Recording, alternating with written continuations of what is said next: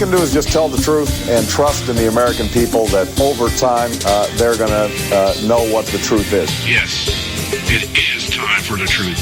Right here, right now. This is the Conservative Syndicate. Real conservative talk from real conservatives.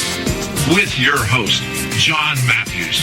The latter-day prophet. Baying against the hypocrisies of our time. And Joe Akos. You want answers. I want the truth. You can't handle the truth. The Conservative Syndicate is comprised of some of the most informed pundits and activists available today. Together, we seek to tear down the imaginary wall, a separation between church and state through education, information, and engagement on the religion of politics and the politics of religion. And now, your host on the globally syndicated Conservative Syndicate, John Matthews and Joe Akos. Hey, and how are we doing out there all across this great land of ours and around the world? It's that time for the Conservative Syndicate coming to you live right now, coast to coast and around the world, where it's prime time all the time somewhere. We're glad to have you with us this afternoon, and I tell you what, we're on the show today, we're loaded for bear. We're loaded for bear. There has been, just for me, in the last 48 hours, a massive revelation as to what is going on right now in both of our major political parties, across the political asylum, as I refer to it now. It's no longer the political aisles anymore. This is like one side occupies one side of the asylum, and the other side occupies the other side. They sit across from each other and make faces and everything, but they're actually just as nuts as the other person across the bedroom from them, or the bed, okay, whatever you want to call it, okay. I'm envisioning one flew over the cuckoo's nest here, as we begin the show today, and what we're going to do here, we're going to divide it up. We're coming after both of them today, both parties. Joe is going to handle the Democrats. I'm going to handle the Republicans. And I hope, you're going to have to listen close today. You're going to have to listen close because some of this stuff is beyond phenomenal in terms of strategy, tactics, and thinking. Especially when I get into what I'm going to talk about as far as the Republicans go. It's just hang on to your hats here. It's going to be something else. How you doing today, Joe? I'm good, John. I came home and I who do I see on but Barack Hussein Obama telling America that we're all just a bunch of idiots, and he's telling everybody everything there is to know about everything, and he can't understand why people were asking him even silly, stupid questions. Yeah, today I had a little conversation today down at the gym. I got back into the gym today, and one of the gentlemen that they're regulars down there. They've been trying to get me to get on the court with them, and I told them I'm still a little out of shape, just enough that I don't want to slow them down. But I got into a conversation with one of them today, and it was really funny. He kept referring to Donald Trump as a Nazi, and I'm like, I didn't argue with him. I get to the point when people start throwing that kind of stuff at me, I'm like, okay, this is just going to end up in a pissing contest, and it's going to go nowhere. But we did have a nice exchange in terms of what we thought was going on, and we both had the same conclusion, and that is the country's in a mess right now, and either one of these candidates is not going to be the optimal solution to what we need, that kind of thing. But I am, just like you, I'm amazed at just how out of touch. We talk about the establishment being out of touch with the electorate. And my thought process that I'm going to walk through today is how out of touch the electorate is with the establishment. I'm going to look at it from both angles here, but I think part of the problem, a great deal of the problem, is that the electorate just has not grasped just how desperate and willing the establishment on both sides are in preserving their status and power at the expense of America. Yeah, I think what we're actually seeing anymore, John, is not just Republicans and Democrats or progressives and liberals. I think what we're actually starting to see is globalists versus nationalists. Yeah, exactly. Yeah, you hit the nail on the head. That was just That was my thought. What I said to this gentleman today was, let me clue you in on something. There are no more Democrats and Republicans. What this is this is simply, I'm going to use a conspiratorial term here. This is New World Order. Yeah. This is what this is about. This is no longer about Democrats, progressivism, conservatism, liberalism, moderatism. None of that is in play anymore. And what we're doing is the reason why there's so much anger and frustration out there is that we're still discussing this within those terms. Yeah, exactly. Well, exactly that. This is globalism versus nationalism, and the thing is let's understand something here. We're going to speak specifically about here in the United States, but this is going on. This is the battle that's going on, raging right now in Europe. Yeah, all over Europe, this is happening right now. Yeah, this is Brexit. On steroids. But this is happening all over Europe right now. Yeah, exactly. They're having huge riots in the streets over this. Yeah, and it's amazing, and how much of it is not how much of the important stuff is not in the media, and here we are, 90 days away from an election, for the next election, the crossroad election kind of thing. We're on the cusp of implosion, and which way, how is the implosion going to take place is almost how we're looking at things. Is it going to be from the Democrat Party, or is it going to be from the Republican Party? And does it really even matter which side it comes from? Because it's going to come one way or the other, and it's going to have the same effect. And it doesn't really matter who's in office anymore. It probably hasn't mattered since Clinton was in power who actually sits in Congress. I'm beginning to think, the contract with America, what a bunch of garbage. All this stuff, because all that time period did was start to introduce this massive move to the left by both parties. And the only difference is that the Republicans used to try to pretend that they were on the right. They no longer do that. And I'm going to give you my evidence today. I'm not just shooting my mouth off. This is not the Alex Jones hour. Okay? This is I've spent the last 2 days, digging into this stuff. And I've come up with something here. And let's see, what have we got on time here? I want to introduce this one aspect of it first before we kick in and I let Joe go to town on the Democrats here. I'm sure by now all of you are aware that there was a $400 million ransom paid to Iran for the release of some Americans, okay? Now, the Obama administration is playing it down. Oh, it's just a coincidence. Another one of those coincidences. It just happened to be, we don't exchange prisoners, but it just happened, the Bergdahl deal, or what's his name? Bo Bergdahl. Yeah, we give up the Taliban all-star team for one traitorous deserter. And the argument from the Obama administration, of course, was what? Well, no man left behind. That kind of. It didn't matter that we left 4 Americans to die in Benghazi, but Bergdahl was important enough to release 5 terrorists that are now actively out there doing their work again. Okay, and no one really wants to make a big deal about the fact that this $400 million, by the way, none of it was American currency. No, none of it. And the reason being is we didn't have any banking, any system we could use because of the sanctions that were imposed. So we had to use unmarked foreign currency, so it could never ever be traced. Yeah, and the argument that the White House was giving was what? One, it was just coincidence, and two, understand this: it's unmarked bills. They can't be traced. So if it's ever used in any kind of terrorist acts or found to be bought and paid for a terrorist organization or anything, it's not traceable. So it can't never be found out. Yeah, but the argument from the White House was, we were having trouble with wire transfers, and that's why they demanded cash. Okay, yeah. Right. Well, you couldn't have wired the wire transfer wouldn't have worked anyways if you were wiring Swiss francs and. The conglomeration, I forget what the makeup was, but there was no U.S. currency. It was a euro and francs, I think, something like that. An unmarked plane, an unmarked currency in the middle of the night. Yeah. while 4 guys are waiting on the plane and they're being told you can't leave until this other plane arrives. Yeah, and no unmarked airplane in the middle of the night with covered pallets. Okay, so anyway, and they're saying, the Iranians are saying that it was because they had trouble making wire transfers. Okay, so that's the argument being presented by the White House.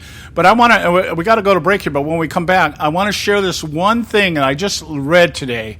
Cool. And it is so demonstrative of how the left can use anything to make it look like something else. I mean, this is one of the best political sleights of hands I've heard in a while. Okay. Cool. So we got to go to a break. When we come back, I'll share that with you, and then we'll let Joe loose on the Democrats. I'll get to the Republicans later. Stay with us right here at the Conservative. A healthy attitude toward human politics will be relentlessly cynical. Consider us health food for the heart, mind, and soul. TheConservativeSyndicate.net. Real conservative talk from real conservatives.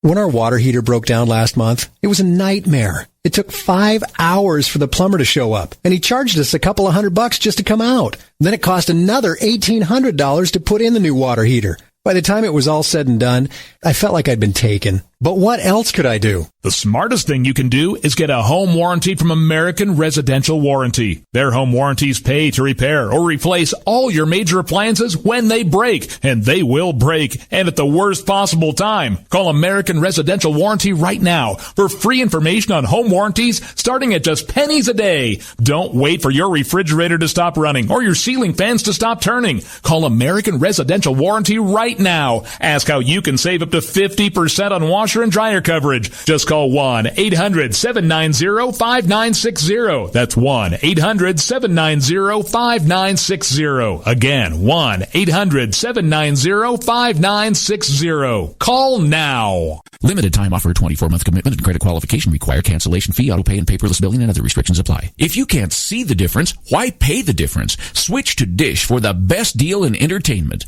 Only Dish brings you the best in entertainment for less than $20 a month. Cut the cable and don't get directed. Switch to Dish because at just $19.99, Dish saves you every time you turn on the TV. It's so simple. The same channels cost less with Dish. So since you can't see the difference, don't pay the difference. Switch to Dish for the best deal in entertainment. Get premium movie channels free for 3 months, starting at just $19.99. Dish saves you every time you turn on the TV. Call now to save with Dish. Dial 1-800-600-1645. That's 1-800-600-1645. The same channels for less than $20 a month. Dish. Call 1-800-600-1645 for details.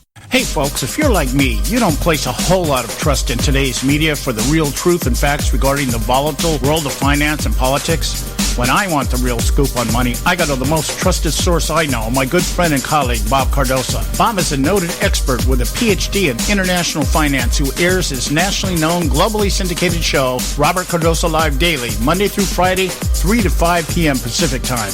With Bob, you get the right information at the right time from someone who knows his business and can help you make the right decisions concerning yours. Again, Bob airs daily, Monday through Friday, 3 to 5 p.m. Pacific Time. Visit his website at robertcardosolive.com for information regarding stations and topics. That's robertcardosolive.com. Check Bob out. You'll be glad you did.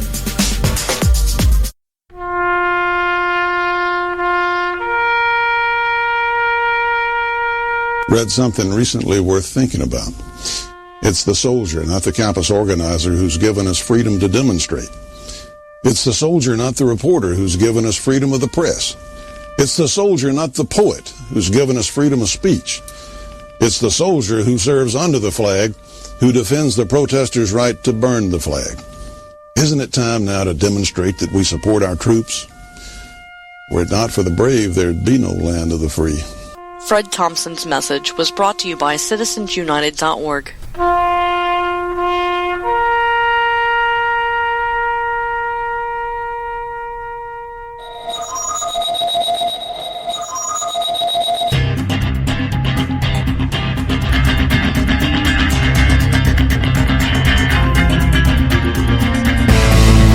we're back, and you're listening to the Conservative Syndicate, Real Conservative Talk from Real Conservatives. I'm your host, John Matthews, along with Joe Hakos.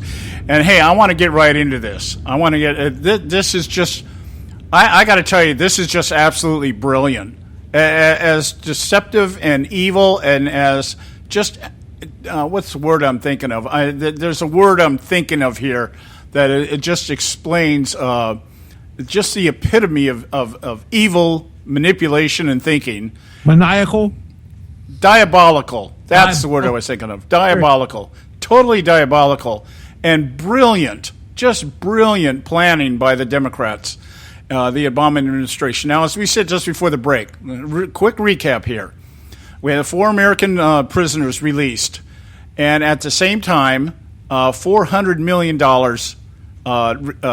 airlifted over to Iran. And the Obama administration sent it over there in an unmarked airplane, covered pallets, all kinds of different currency. We're not talking about American dollars or anything else. I think they were saying it was euros, Swiss francs, and other currencies withdrawn from central banks in Netherlands and Switzerland. What's Switzerland known best for? Laundered money. Swiss bank accounts. People hide their money there. So I guess the United States government has bank accounts in Switzerland. I mean, where else would they get the money? Okay, just that in and of itself, and nobody's questioning that. And that's the crux of the problem here. We're preaching to the choir when we say this, but we know that the media doesn't. There is no such thing as investigative reporting anymore. The closest thing we have to investigative reporting is finding out if Trump's hair is real, okay, or something along that line, or plagiarism. Melania Trump plagiarizes 2 lines in an Obama speech from 2008, and boy, the investigators went right at it. Boy, they found that just instantly.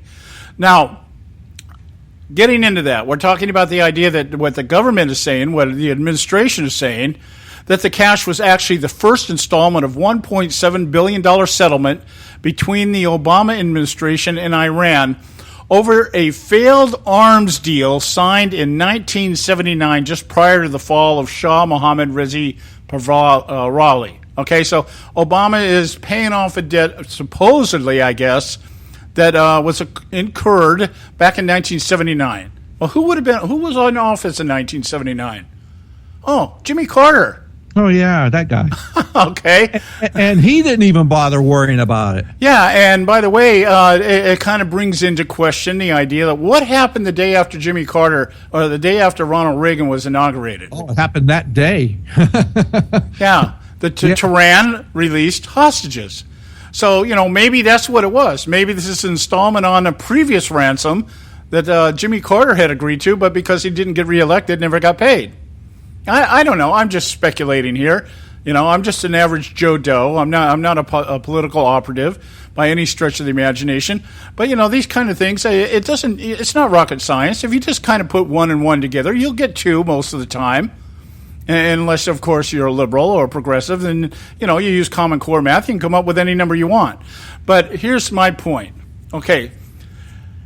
The the State Department, which, by the way, I think is becoming the most corrupt out of all the bureaucracies. I thought it was the Justice Department. I think the State Department might be one up on them now.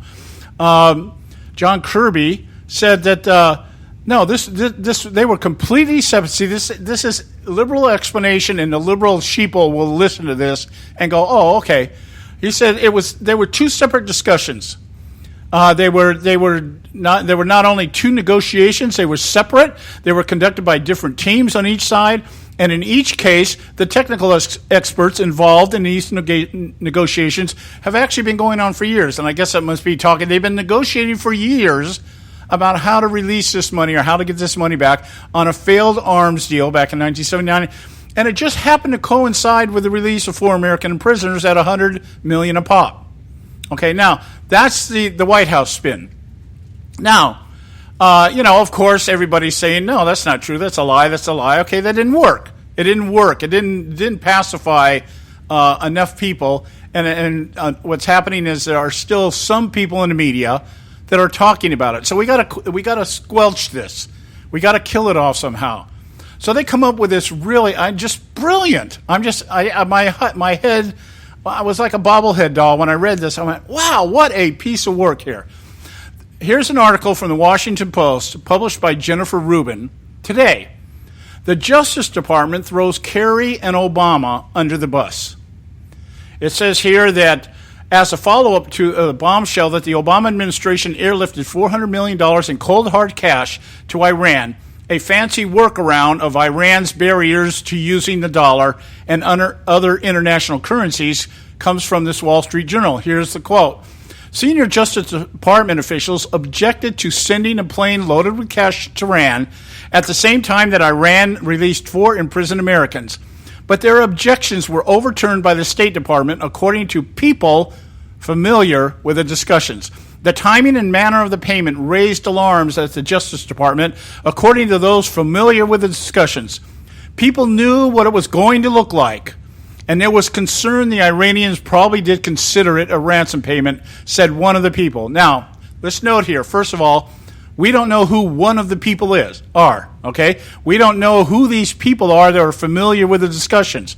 But that's irrelevant, because the message being put out there is the payment, the reimbursement, or the refund, whatever they were calling it, or whatever the administration is calling it, that went to Iran that just happened to coincide with the release of American hostages, was actually objected to by the Justice Department. And the Justice Department was saying what? We think that the timing is bad, that you're sending back this refund at the same time that these American prisoners are being released, because it's going to look like you're paying ransom. And so what it makes it look like is the Justice Department was doing their job. The Justice Department is saying, wait a minute, the timing of this is bad. The timing of this is bad. You need to hold off sending the money until, sometime later. Or we should have sent the money earlier or something like that. Here's the spin. It still gives the impression that the money was not ransom. And what the Justice Department, they're not throwing Obama and John Kerry under the bus. They're basically just saying, they're just putting them in the back seat. They're just saying, hey, this is the deal. We knew all along that this deal was coming down with Iran, with this $400 million reimbursement, refund, whatever you want to call it, for a faltering arms deal back in 1979. And we found out, that these American prisoners are going to be released. And we objected to the timing of the sending of the money over there in unmarked currencies on an unmarked plane in the middle of the night, because it would look suspicious. Okay? But we were overruled by the State Department. The State Department just said, no, this is going to go down. All right? Now, understanding that the State Department and the Justice Department are equal bureaucracies in government. They're not one over the other. One does not override the other. One does not tell the other one what to do. But what happened, what really was the way it should be treated, or the way it should be translated, is somebody in the Justice Department said, this is not a good idea to be doing this at this time, because it's going to look like it's something that it's not. And the State Department basically told them, shut up, we've been told to do it and we're going to do it. Okay? The spin is, it makes it look like what the Obama administration is telling us is true. Okay? That the money was sent over there as a reimbursement or refund on a failed arms deal back in 1979. And the media is reporting it as throwing John Kerry and Obama under the bus to give the insinuation or the implication that the government bureaucracy was trying to do their job, but they were overruled by another bureaucracy. Yeah. And this completely exonerates Barack Obama as having any knowledgeable part in any type of ransom exchange. Yeah, and then he goes out today and has a news conference about it. Yeah, so, and when he's out there doing a news conference, I'm telling you folks, that is the first line of evidence that he's been caught with his pants down again. When Barack Obama has to go out and address the public, it is because everybody else has failed to cover his ass. And so now he's got to go out and use that, the mojo, his reputation, his favorability polls to, get everybody simmer down. Simmer down, folks. It's not a big deal here. I got it all under control. I know what's going on. You know, that vast right-wing conspiracy is out there to try to nail us to the wall again. But this is all on the up and up. I'm such a great president, and I'm such a passionate person that I thought I needed to resolve a deal that went wrong in 1979. By the way, what was that like? He wasn't even out of high school when this happened. Yeah, okay. It was Jimmy Carter's thing. I mean, for crying out, this is just ridiculous to even think that they could actually spin this into. This is nothing more than just repayment of stuff that we already owed the Iranians. Yeah, Rubin puts in her article here the justice officials' concern. The justice officials' concern shows that even within the Obama administration, there were worries that the pallets of cash could send the wrong signal to Iran and potentially to others, that would be us, by the way, about U.S. policy when it comes to hostages.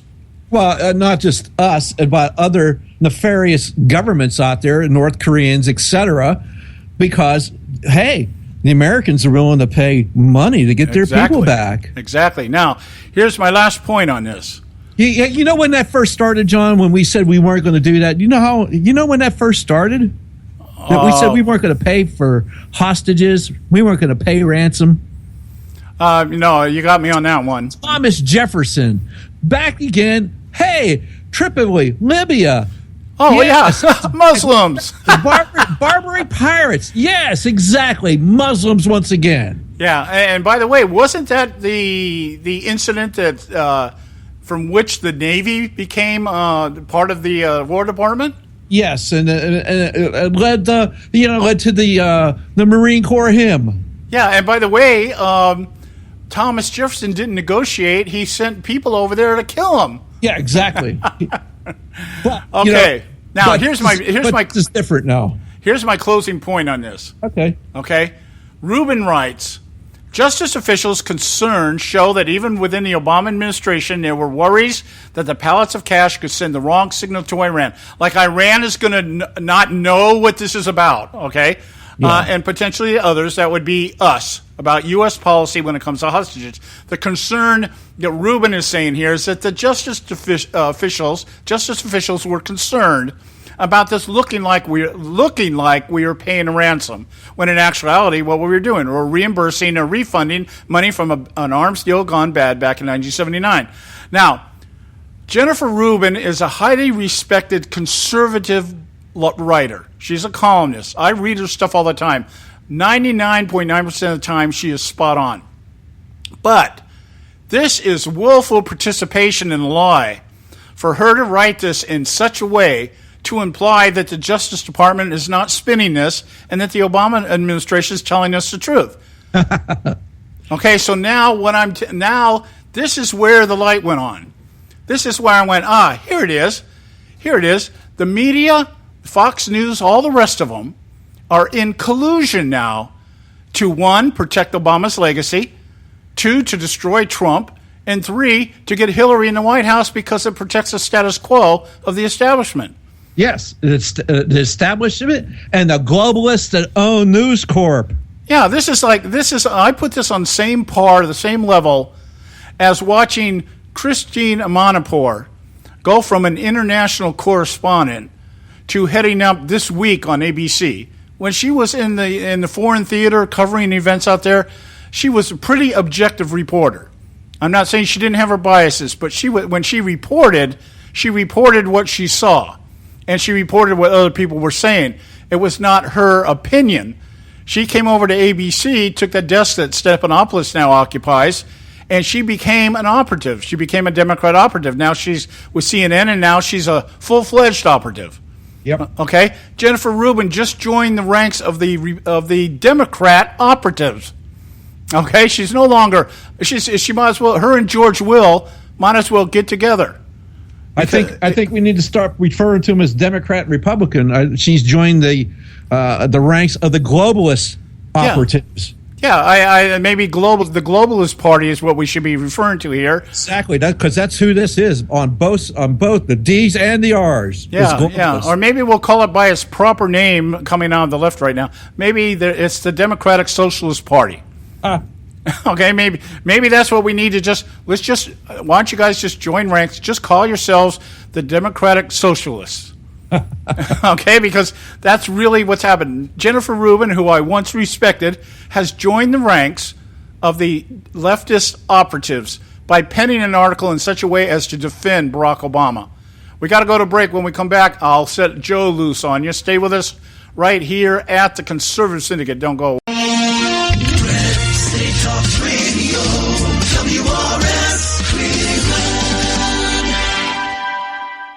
Hey, I'll make you a deal. Give me 60 seconds and I'll give you directions to the Fountain of Youth. Okay, I'm joking. Well, kind of joking. No fountains, but youth, I got Nature's Youth and their premier anti-aging product, Nature's Youth RSF. With your sensible diet and exercise plan, Nature's Youth RSF can help you look and feel better. RSF is an all-natural amino acid supplement that supports your body to naturally increase HGH levels without any synthetic hormones. And elevated HGH levels can contribute to increased energy, improved libido, reduced body fat, and improved exercise capacity. Let's be honest. Who doesn't want to look and feel younger? Visit the newly designed website at naturesyouth.com or call 800-333-6923. That's 800-333-6923 and like them on Facebook and you'll be included in contests and exclusive offers. What a deal. Oh, speaking of deals, my time's about up. 800-333-6923 or naturesyouth.com. Who needs a fountain anyway? Call today. Extend your life with Extendovite. When I had a heart attack at 42, I was not sure what the future held. But a year later, the doctors could find nothing wrong with me and took me off all my medication. What did I do? I took a herbal mixture of garlic, cayenne, and a few other herbs mixed in liquid form. I now call this Extendovite. I would have never believed that a few simple herbs could actually change my life like they did. Now it's your turn to see what the powers of garlic and cayenne can do for you. For only $69.95 plus shipping and handling for a 2-month supply of either capsules or liquid, you too can begin on your path to better health. For more information, call 1-877-928-8822. That's 1-877-928-8822. Or visit our website at heartdrop.com. Extend your life with Extendovite. I've owned my company for 14 years now, and I can tell you that payroll is a 4-letter word. I hate doing it. It eats up hours I don't have, and it costs me money I could be saving. But my accountant's too expensive, and I'm not sure who to call, but I know I need help. We're Paychex, and we take all the hassles out of small business payroll. We save you time and money. It's easy. Call, fax, or give us your payroll information securely online, and we take care of the rest. We calculate the correct taxes, manage payments and direct deposits. We even send out your checks. Payroll doesn't need to be a 4-letter word anymore. We're so sure that we can save you time and money that we'll give you a month's payroll free. Just for calling 877-663-3830. Get 1 month's payroll for free. Call Paychex right now. 877-663-3830.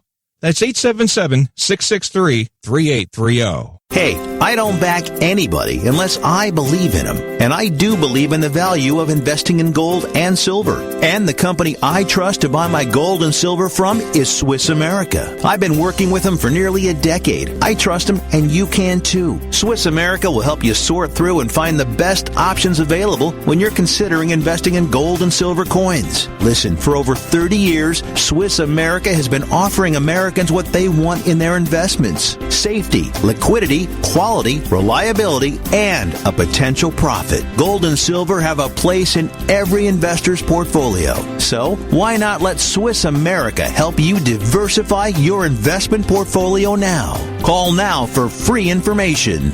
800-978-3907, 800-978-3907, 800-978-3907, 800-978-3907. Hey, Bugsy, you hear the news about Vinny? Yeah, it's a real shame. He owed money to the IRS and they finally caught up with him. Just like Al Capone. If the IRS can get to Capone, imagine what they can do to little old Vinny, huh? Poor cat, he was on top of the world. Then bada boom, bada bing. What Vinny needs now is an offer he can't refuse. Hey, you got a tax problem? Does the IRS claim you owe them a bunch of dough? They can get you too. So call the tax relief line now and learn if you qualify to negotiate your $10,000 plus IRS tax debt for up to a 75% savings. Don't be like Al or Vinny and get busted. Make this free call now. Learn how you may be able to pay the IRS less. Call now. 866-657-8474. 866-657-8474. 866-657-8474. 866-657-8474.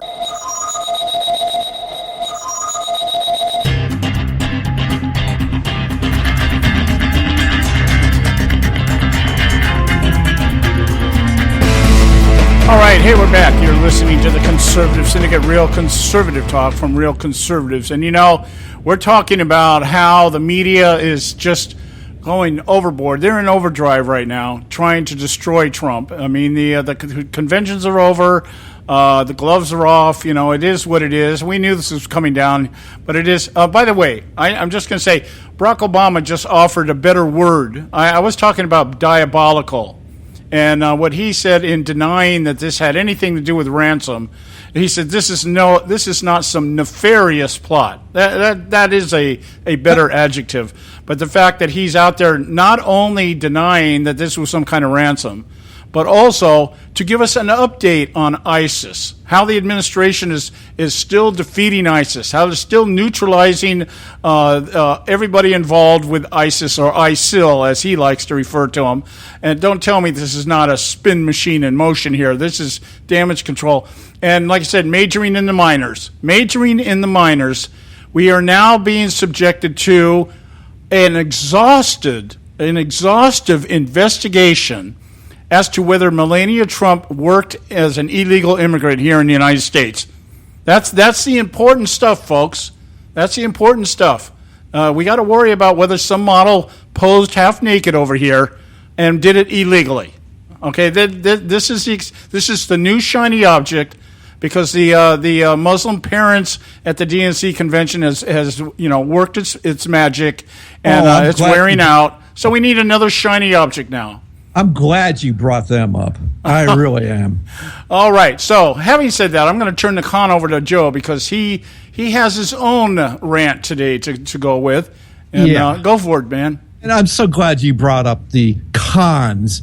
Yes, the Muslim Brotherhood sympathizers, the man that wants Sharia law over our Constitution. And I just find it really awesome that the Democratic Party all of a sudden is the defenders of the Constitution, and they standing up and they're fighting for our troops. They're going to stand behind our troops. I mean,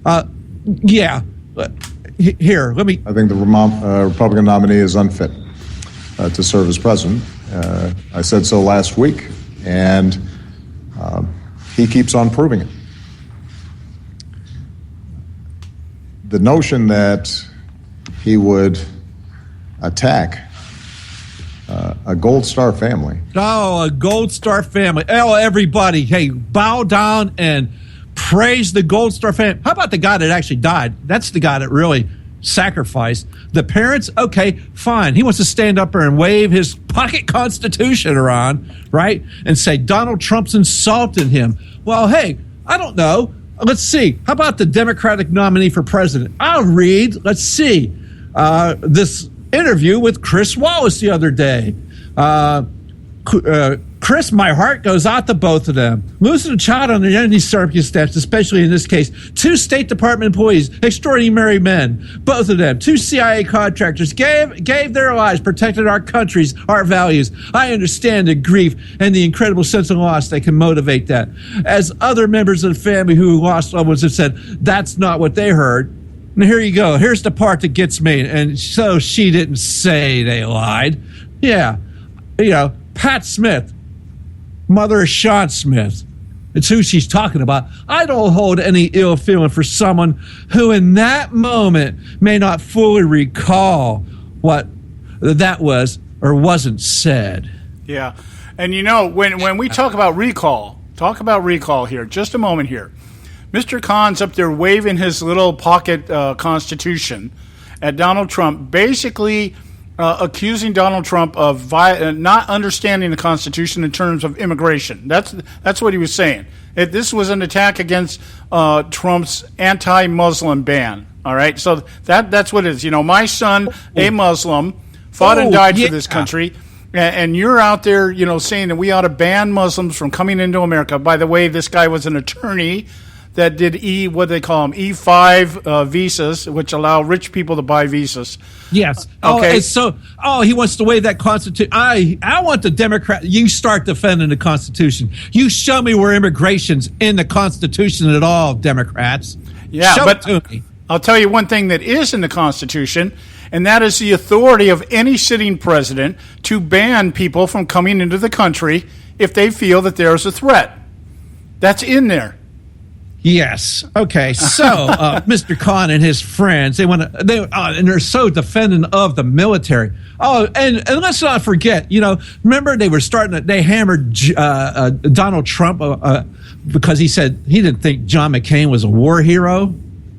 Remember that? Yeah. Remember that? He didn't say being a PO. Hey, let's just remember what some of the other Democrats said. Here, I got a General Wesley Clark, who was at one time running for president and then became a Hillary Clinton operative for her campaign. Let's just remember what he said way back, just a little while ago. That large squadron in the Navy that he commanded, it wasn't a wartime squadron. He hasn't been there and ordered the bombs to fall. He hasn't seen what it's like when diplomats come in and say, I don't know whether we're going to be able to get this point through or not. Do you want to take the risk? What about your reputation? How do we handle it publicly? He hasn't made those calls. Well, General, could I just interrupt you? If you Sure. I have to say Barack Obama has not had any of those experiences either, nor has he ridden in a fighter plane and gotten shot down. I mean... Well, I don't think riding in a fighter plane and getting shot down is a qualification to be president. Oh, well, there you go. That's so much honor for our veterans and John McCain. Oh, John, did you feel that one, John? They were really standing up for you. That was Bob Schieffer standing up for you there, John. Yeah, the Democrats are really looking out for veterans now. Barack Obama's had 8 years to go ahead and fix the VA system. What's he doing? He's going to throw more money at it. But, the Democrats really love our military. Yeah, they really love it. Well, why has it been delayed? Well, another thing that nobody ever talks about, do me a favor. Could you say senator instead of ma'am? Yes, it's just a thing. I worked so hard to get that title, so I'd appreciate it. Yes, thank you. Yeah, John, sorry, but I just had to play Barbara Boxer out there telling the general to call her senator because she worked so hard at it to get that title of senator. Yeah. Sorry, I'm just going through, but get to your point. Go ahead. That's cool. Oh, no, that's okay. I just, the frequency of her voice, I didn't hear it coming in, so I just over-talked it. But one of the things about John McCain, and, I would in no way, his remarks about John McCain is one of those things that I keep saying, he would have just been better off just not saying anything. Let people think what they want. Yeah. But that people don't understand. John McCain was shot down not because he was doing something he was supposed to be doing. He was showboating. When he was out on patrol, he was shot. I don't even know if he was shot down. What I heard was he was out flying, he was showboating, he lost control of the aircraft and had to bail out. Now, I'm going to verify that, but I remember when this whole thing first happened, when Trump came out there and made the comments about McCain, and I remember reading somewhere, McCain was not on some type of, super dangerous mission and got shot down. He was showboating. Yeah. And lost control of his aircraft. Well, this administration just loves us so much, and they have such deep concern for our U.S. troops. Let's hear the current Secretary of State and tell us how he thinks about our troops. You've got to begin to set benchmarks for accomplishment. You've got to begin to transfer authority to the Iraqis. And there is no reason, Bob, that young American soldiers need to be going into the homes of Iraqis in the dead of night, terrorizing kids and children, women, breaking sort of the customs of the historical customs, religious customs, whether you like it or not. Iraqis should be doing that. Yeah, Iraqis should be terrorizing their own people. We got these young American troops terrorizing these Iraqis. It was called war, John. Sorry. Yeah. John Kerry, calling our troops terrorists. Yeah. Thanks, John. That's really impressive, John. And I've got some more, but we're going to have to take a break. But I just wanted to make a point that, the Democrats are so much, they're supporting the troops. All of a sudden, Hillary Clinton's out there. She's all for the troops. The cons out there waving the Constitution to support the troops. I got some more, but we got to go to a break. Yeah, we got to go to break. We'll be right back, guys. Stay with us right here at the Conservative Syndicate.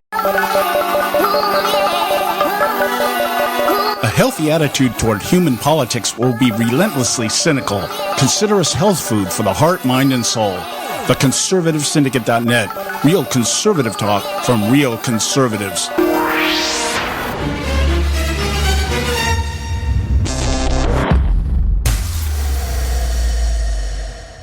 Hey folks, if you're like me, you don't place a whole lot of trust in today's media for the real truth and facts regarding the volatile world of finance and politics. When I want the real scoop on money, I go to the most trusted source I know, my good friend and colleague, Bob Cardoso. Bob is a noted expert with a PhD in international finance who airs his nationally known, globally syndicated show, Robert Cardoso Live Daily, Monday through Friday, 3 to 5 p.m. Pacific Time. With Bob, you get the right information at the right time from someone who knows his business and can help you make the right decisions concerning yours. Again, Bob airs daily, Monday through Friday, 3 to 5 p.m. Pacific Time. Visit his website at robertcardosolive.com for information regarding stations and topics. That's robertcardosolive.com. Check Bob out. You'll be glad you did.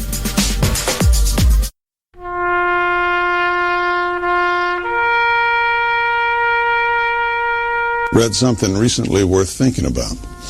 It's the soldier, not the campus organizer, who's given us freedom to demonstrate. It's the soldier, not the reporter, who's given us freedom of the press. It's the soldier, not the poet, who's given us freedom of speech. It's the soldier who serves under the flag, who defends the protesters' right to burn the flag. Isn't it time now to demonstrate that we support our troops? Were it not for the brave, there'd be no land of the free. Fred Thompson's message was brought to you by citizensunited.org.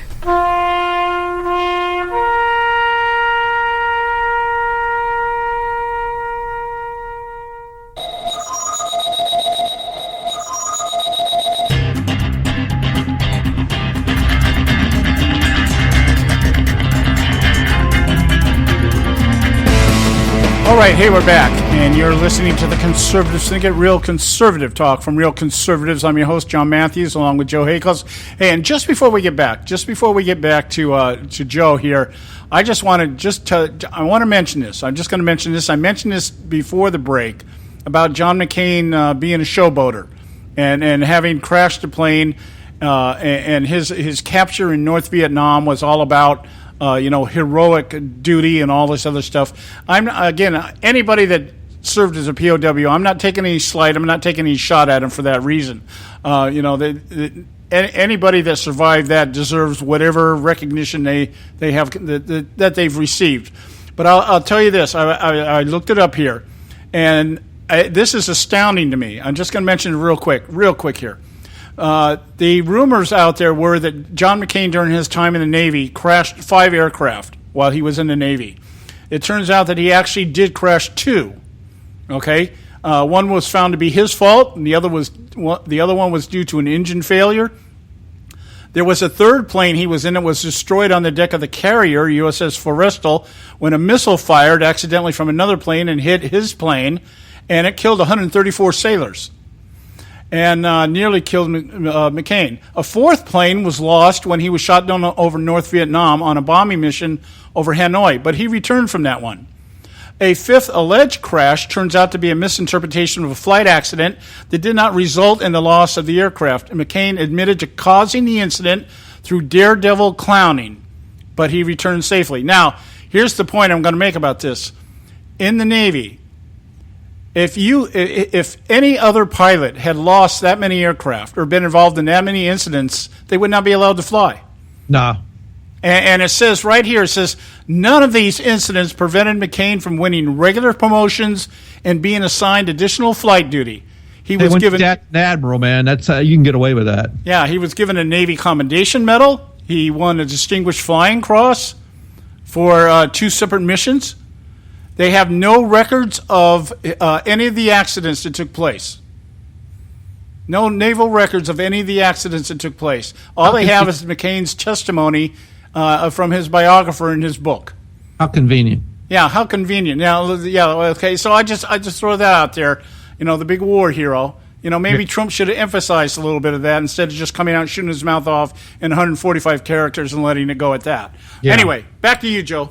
Okay, so anyhow, since the Democrats are so concerned about the troops and everything, and they really do care, here I got another Democrat who just thinks serving in the military is just no big deal.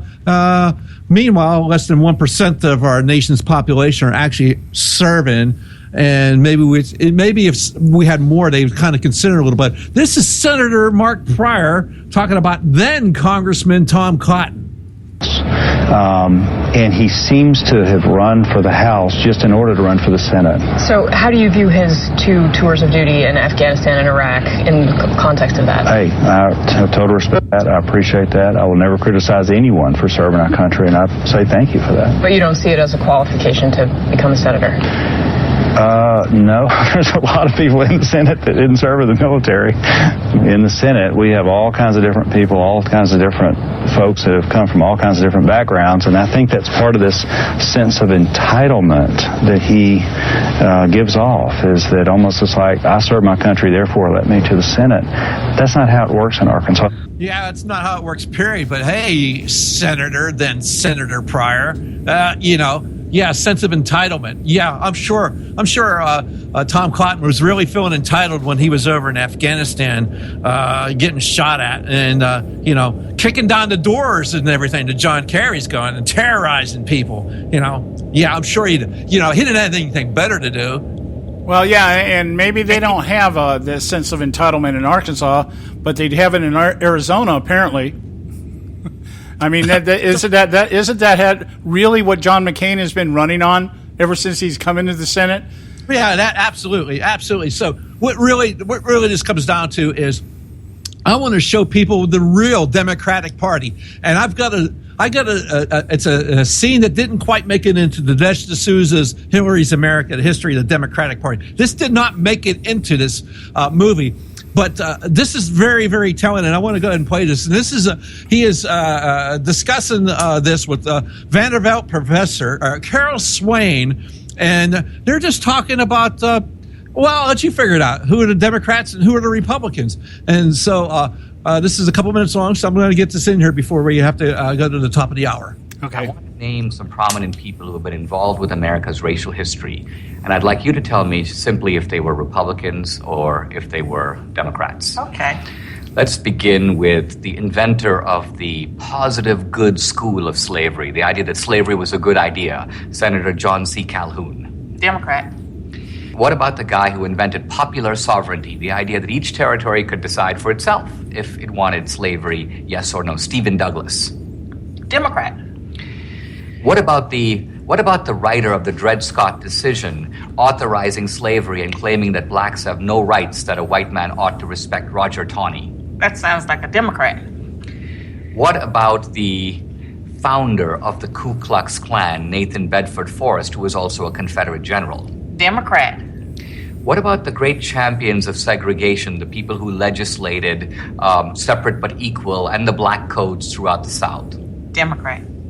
What about Bull Connor, the famous or infamous sheriff who resisted the civil rights movement? Democrat. What about the Arkansas governor, Orville Faubus, who shut the doors of the Arkansas schoolhouse until federal troops had to come in to allow black students to get in the door? Democrat. What about George Wallace, who said segregation now, segregation forever? Democrat. They're all Democrats.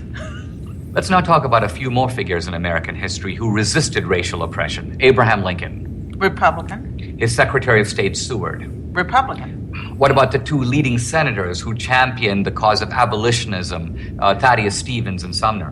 Well, they were Republicans. What about Frederick Douglass, the runaway slave who became a champion of the abolitionist movement? Republican. What about Booker T. Washington, born a slave and champion of the idea of self-help? Republican. What about Eisenhower, who desegregated the armed forces and sent federal troops to allow blacks to enter the Arkansas schoolhouse? Republican. Yes, Republican. Yes, and Eisenhower desegregated the military. That great Democratic president Woodrow Wilson went ahead and segregated back in, because he was such a great president, and that great man FDR, he could have done something about it as well, but chose not to. Oh, he chose not to. Let's see, why was that? It's because he was giving special favors to people. Yeah, it would have been. I think more. He left somebody off the list there. I was waiting for it. Martin Luther King, Republican. Yes. So I just wanted to get that out there, just who the actual Democratic Party is and who the Republican is. Now, what John's been talking about is more a more recent phenomenon, which is the globalists versus the nationalists.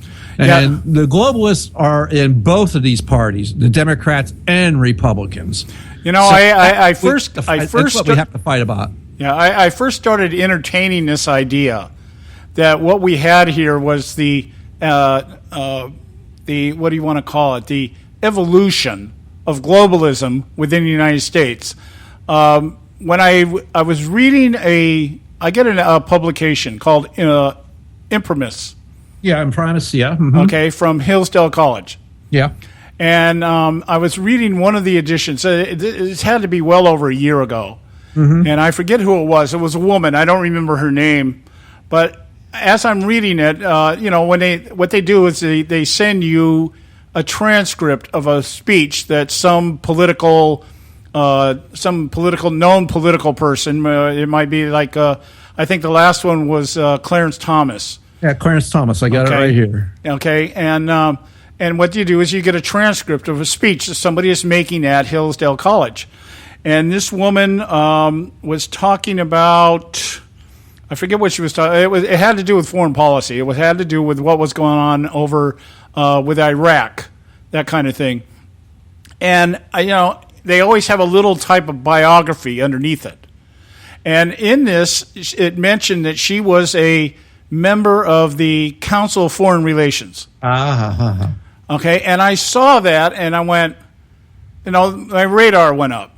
Yes. I said, wait a minute, what do we have, the Council of Foreign Relations, what do we have, somebody telling us they're conservative, a member of the Council of Foreign Relations, speaking to a group at a college that professes to be nothing but a conservative think tank.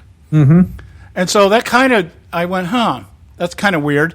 And what I've noticed, so now I read all the biographies when they come in, and there has been more than one person speak at Hillsdale College that is a member of the Council of Foreign Relations.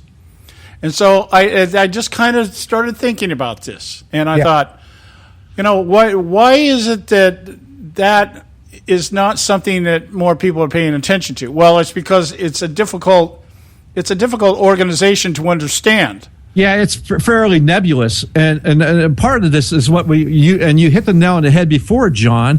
What this is about? This is about the status quo. You got the people that want to maintain the status quo, and you got the people like Donald Trump who are going to be against the status quo. And that's the reason why they want to hammer Trump and not let him anywhere near the keys of the White House. Yeah, and now just we were talking about John McCain earlier. John McCain is one of the chair people on the Council of Foreign Relations. Oh, there's all kind of people on that. Yeah, they're all they're not tied to a political party. This is Democrats and Republicans on this. That's what I'm saying. Okay, this is like reading a roster at the Bohemian Grove.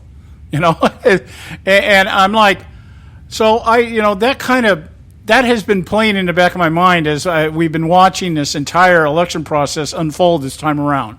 Yeah. And I'm going to talk about that more when we get back here. It's the top of Okay. the hour here.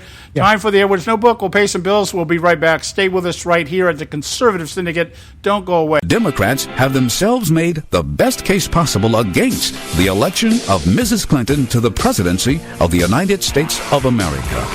Hello, I'm Ron Edwards. On today's page from the Edwards Notebook, during the Democrat Party convention, it was horrendous watching one progressive Democrat after another expressing hatred and spewing lies about Donald Trump.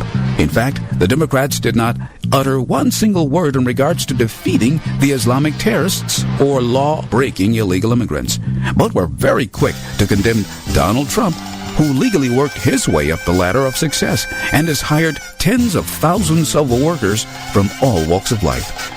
The Democrats have displayed more loyalty towards illegal immigrants than to the principle of preserving the United States' national sovereignty. Democrats even displayed their disregard for national peace and tranquility by having the nerve to justify and rationalize murdering police officers. There were plenty of verbal salvos launched at Donald Trump, however, but not a syllable was mentioned about the need to defeat Islamic terrorists who are following through on their threat to destroy civilized Western nations, including this one. I'm Ron Edwards.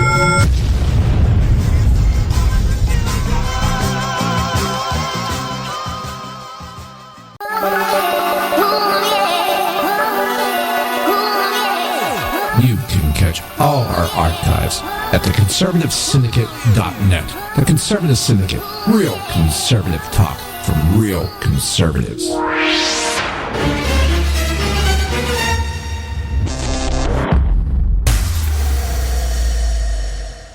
Prices are for base buildings only. May not be available in some areas.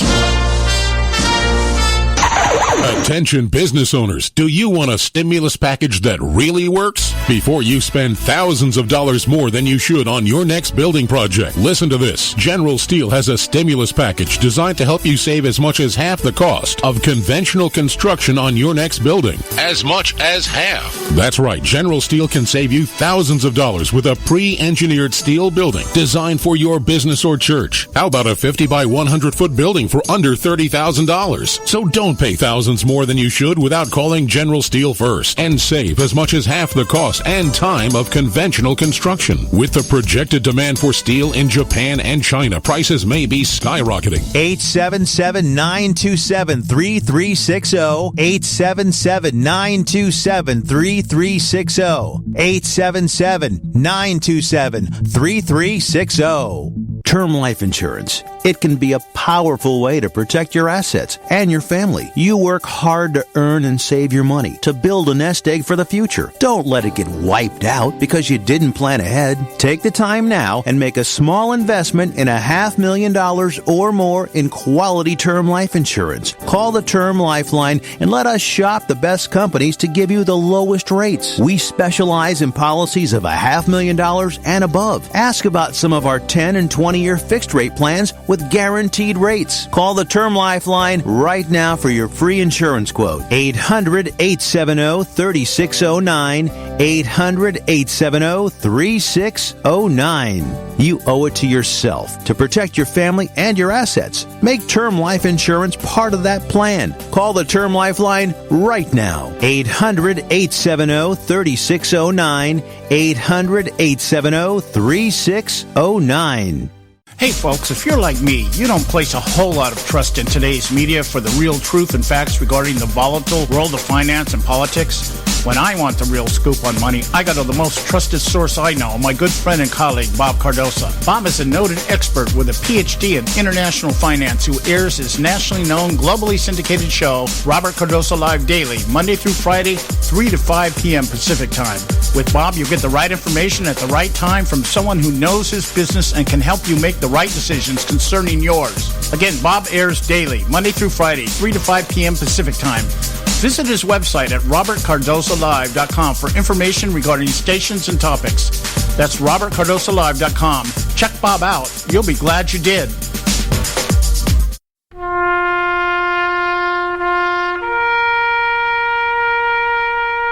Read something recently worth thinking about. It's the soldier, not the campus organizer, who's given us freedom to demonstrate. It's the soldier, not the reporter, who's given us freedom of the press. It's the soldier, not the poet, who's given us freedom of speech. It's the soldier who serves under the flag, who defends the protesters' right to burn the flag. Isn't it time now to demonstrate that we support our troops? Were it not for the brave, there'd be no land of the free. Fred Thompson's message was brought to you by citizensunited.org.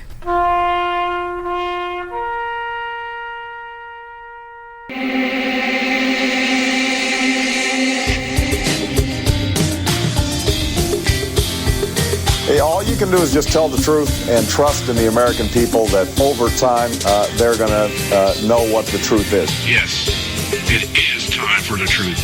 Right here, right now. This is the Conservative Syndicate. Real conservative talk from real conservatives. With your host, John Matthews. It's a latter-day prophet. Baying against the hypocrisies of our time. And Joe Hakos. You want answers. I want the truth. You can't handle the truth. The Conservative Syndicate is comprised of some of the most informed pundits and activists available today.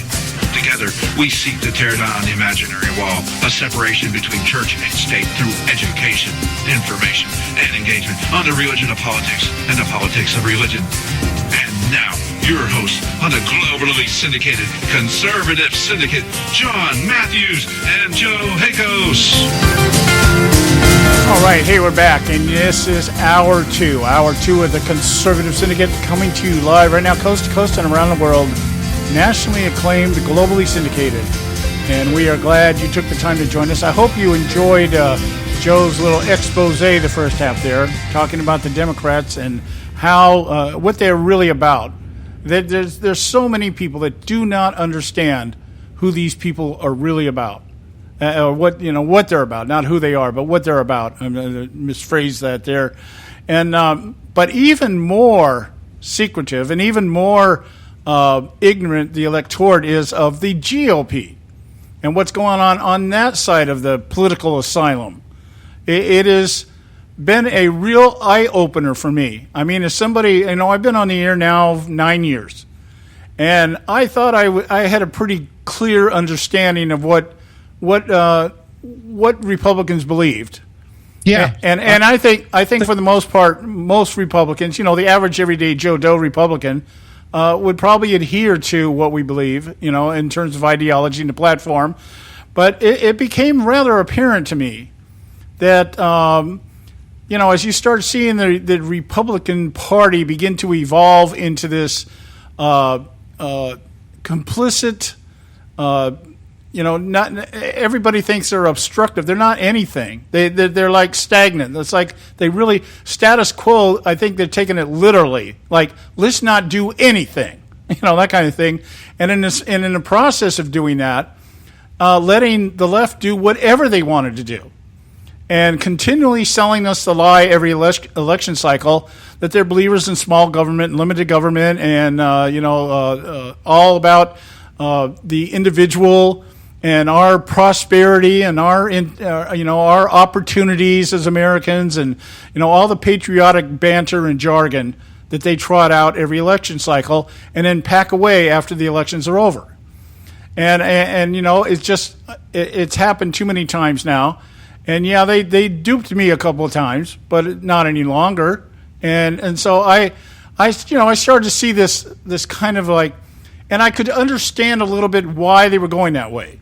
When you just look at things from purely political standpoint, and you look at things like Congress, and you can say, okay, the left controls the narrative right now. And so I can understand some Republicans becoming more moderate than Republican. I can understand them saying, okay, I don't really want to be attached to any of these little minor things that are being made major deals of. Okay, that kind of stuff. I completely understand the idea of distancing yourself from Donald Trump when he makes remarks about a dead soldier's family. Because it's out there. It's extreme. It's stupid. Not that it's extreme as much as it is stupid. It's useless and foolish to do some of the things that Trump has done or said some of the things that he has said. I get all that. It's straight up unfocused. Yeah, exactly. You got it. I mentioned earlier the conversation I had with a gentleman today down at the racquetball court. And I'm telling you, as I'm listening to this guy talk, and I had to, the first thing he goes, I never really talk about politics with anybody. You're the first person that's got me to talk about it for a while. I said, well, all I could say to him, he's given me his reasoning, and he's given me his opinion as to what he sees going on. Mm-hmm. And some of it, I agreed with his consensus completely. It's like everything has gone amok. We don't know what's going on. It's dangerous, blah, blah, blah. I say, yeah, that's all right. And I'm listening to his reasoning. And I'm in my mind, I'm going, you don't know, man. You've missed it. You missed it. You're almost there, but you're not quite there. Okay? But I could only find myself going, you know what, man? I completely understand why you think the way you think. Yeah. I can't argue with your reasoning because I understand where your reasoning is where it's coming from. And it comes from having just enough information to be dangerous. I didn't tell him that. I just really played passive. I just said, I hear you. And I'm not even going to try to argue with you or debate with you about what you're telling me because I understand where it's coming from. This demonstration that took place last week at the DNC convention, yes, that Donald Trump stepped right into the trap. He was baited and stepped into it. And instead of just walking away from it, he doubled down on it and actually has put himself in a bad place right now. His spokesperson out there, yesterday I believe it was, I forget her name, but she's actually pretty good at what she does. But she stepped right into it and made a major gaffe that this man's son died because of the policies of Barack Obama. And it turns out the guy died in 2004. Okay, so it wasn't Barack Obama's policies that killed him. All right, it was George Bush's. But that's what happens when you're not smart enough or you're not humble enough just to walk away and say, you know what, I shouldn't have said what I said. It was stupid, and let it go. They'll make fun of you for 24 hours, but when you double down, it's been a week now, and this is still the mainstream topic. And so anyway, I'm saying all that to say this. I got to this place where I just realized, wait a minute, there's something more here than just complicity. There is actually collusion going on. Yes. Between the Republican Party and the Democrat Party. And when I get back from the break here, I'm going to leadership and the elitist and the establishment of the Republican Party. Yeah. The entire party, and definitely not the grassroots of the party. No, and not even the people sitting in Congress are involved in this. They are just the players. They are the muscle, but they are not the planners, and they are not the people doing this. We're going to talk about this when we get back. Stay with us right here at the Conservative Syndicate. Don't go away. A healthy attitude toward human politics will be relentlessly cynical. Consider us health food for the heart, mind, and soul. TheConservativeSyndicate.net. Real conservative talk from real conservatives.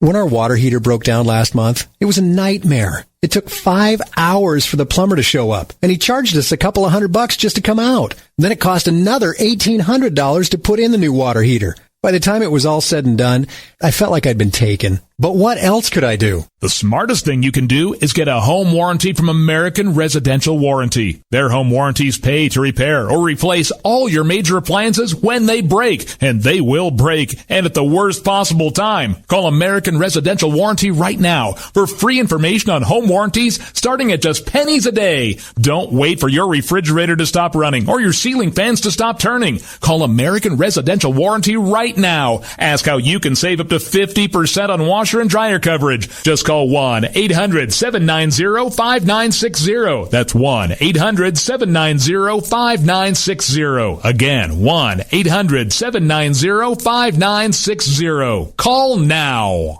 Limited time offer, 24-month commitment and credit qualification require cancellation fee, auto pay, and paperless billing, and other restrictions apply. If you can't see the difference, why pay the difference? Switch to Dish for the best deal in entertainment. Only Dish brings you the best in entertainment for less than $20 a month. Cut the cable and don't get directed. Switch to Dish because at just $19.99, Dish saves you every time you turn on the TV. It's so simple. The same channels cost less with Dish. So since you can't see the difference, don't pay the difference. Switch to Dish for the best deal in entertainment. Get premium movie channels free for 3 months, starting at just $19.99. Dish saves you every time you turn on the TV. Call now to save with Dish. Dial 1-800-600-1645. That's 1-800-600-1645. The same channels for less than $20 a month. Dish. Call 1-800-600-1645 for details.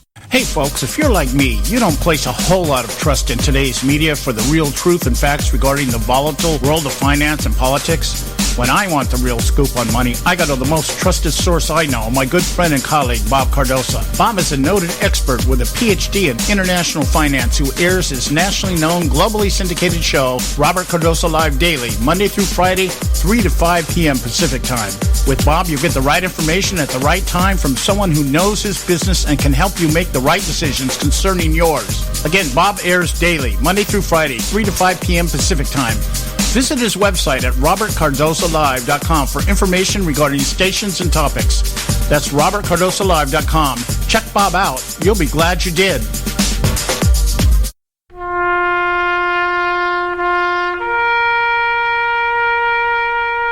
Read something recently worth thinking about.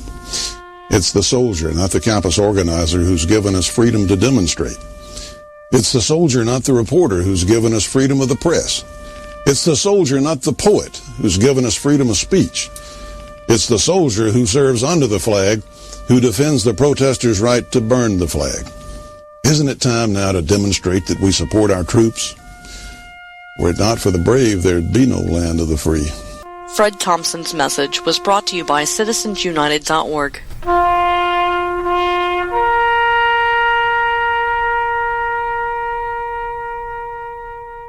Attention taxpayers! If you've received a notice from the IRS or state, do not ignore it. It's also a big mistake to try and handle your tax problem on your own. If you owe back taxes, it's a fact that the government has the power to take everything you own, including your home, business, wages, savings, and your freedom. But here's the good news. There's a special toll-free tax hotline set up especially for you. This tax hotline will tell you about new programs that are geared to help you dramatically settle, reduce, or eliminate what you owe. But you have to call now. Take down this number or put it in your cell phone. But call 866-761-0959. 1-866-761-0959. When you call, you get free information on how you can reduce or eliminate back taxes, including penalties and interest. You can also be helped if you have unfiled returns, a tax lien, wage garnishment, bank levy, or if you've been entered into a payment plan but can't make the payments. Don't make the big mistake in thinking you can ignore or handle your tax problem on your own. You can stop the collection process immediately. Call this special tax hotline today for free info at 1-866-761-0959. That's 1-866-761-0959. 1-866-761-0959.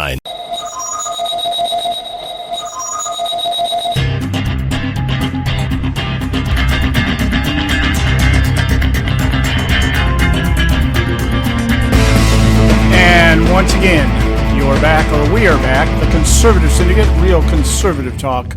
From Real Conservatives, I'm your host, John Matthews, along with Joe Hagos. I want to get into this thing.